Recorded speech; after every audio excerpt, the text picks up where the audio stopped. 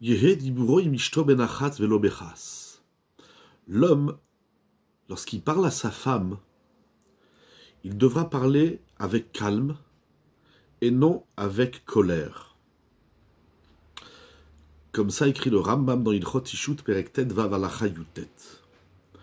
Et même si, dans certains cas, il doit lui faire une remontrance, ou bien lorsqu'elle ne lui fait pas plaisir, alors là, le mari doit manifester son désaccord. Malgré tout, il fera attention, très attention, écrit le Pele Yoetz Izaher Beze Meod. Il doit faire très attention de lui parler avec calme et non avec colère. Le Meiri écrit Veizaher miletzara midvarim ulvaisha. L'homme doit faire très attention de ne pas peiner sa femme par ses propos et également il fera attention de ne pas lui faire honte.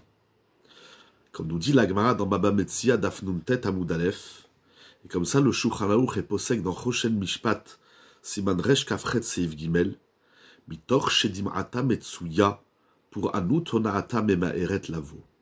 Étant donné que la larme de la femme s'empresse de venir, c'est-à-dire que celui qui fait de la peine à sa femme, elle pleure, et la Gemara dit que celui qui fait pleurer l'autre, en l'occurrence sa femme, alors le châtiment arrive très vite. Au traité Gitin, d'Avav Amoudbet, la Gemara dit Loyatil Alea et Mayetera. L'homme n'a pas le droit d'imposer de la peur à sa femme. Parce que non seulement qu'il lui fait de la peine, mais en plus de ça, si la femme a peur, peut amener l'homme à commettre des fautes ou à fauter elle-même, parce que dans la peur, on ne dit pas la vérité, dans la peur, on ne dit pas toujours ce qu'il faut dire, et on fait n'importe quoi.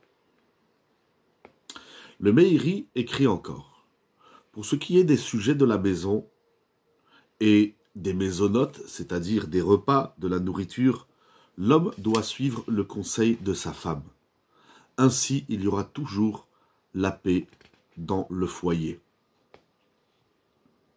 C'est écrit dans les Rishonim. Le Bet Yosef dans Even Haezer, sauf Siman Kufnun Dalet, rapporte la tchouva de Rabbeinu Simcha, qui dit Sheyesh leachmir bemaket ishto mimik shemaket ravero. Il faut être plus sévère envers celui qui frappe sa femme qu'envers celui qui frappe son ami. Puisque si on a la mitzvah de respecter et d'aimer tout le monde, comme nous l'avons déjà vu, ce devoir est encore plus important dans le couple. Chayav lechabeda yoter migufo. L'homme se doit de respecter sa femme plus que lui-même. Et donc, il faut faire très attention de ne pas frapper sa femme, de ne pas lever la main sur elle. Et même si elle l'a mis en colère, et même dans le cas où elle, on va dire, transgresse les propos du mari, cela ne laisse aucune permission au mari de lever la main. Telle est également l'opinion du Ravad et du Ramban.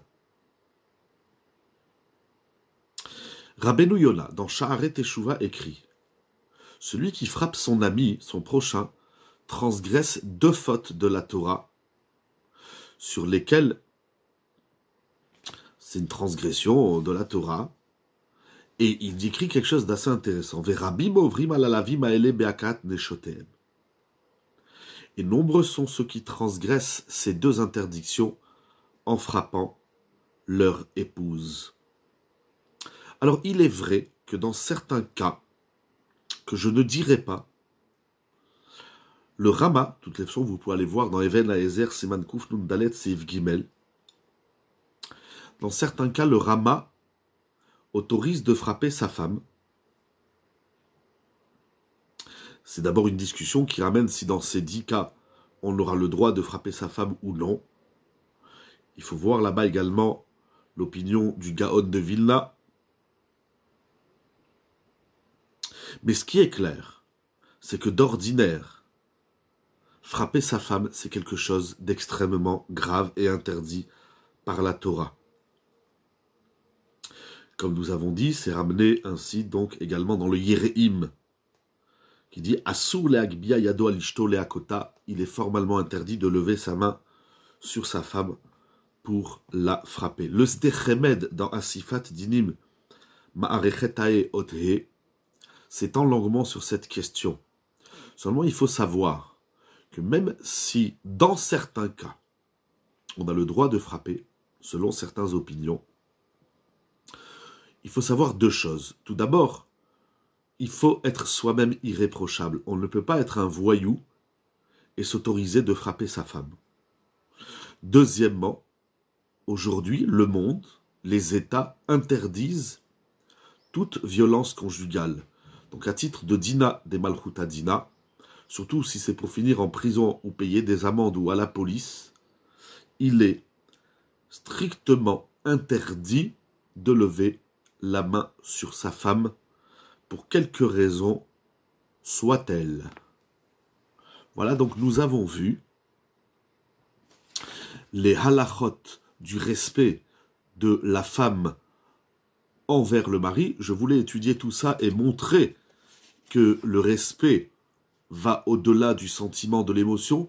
Ça se concrétise. Nous avons vu donc à travers ces différentes vidéos les halachot concrètes du couple, comment le mari doit respecter sa femme.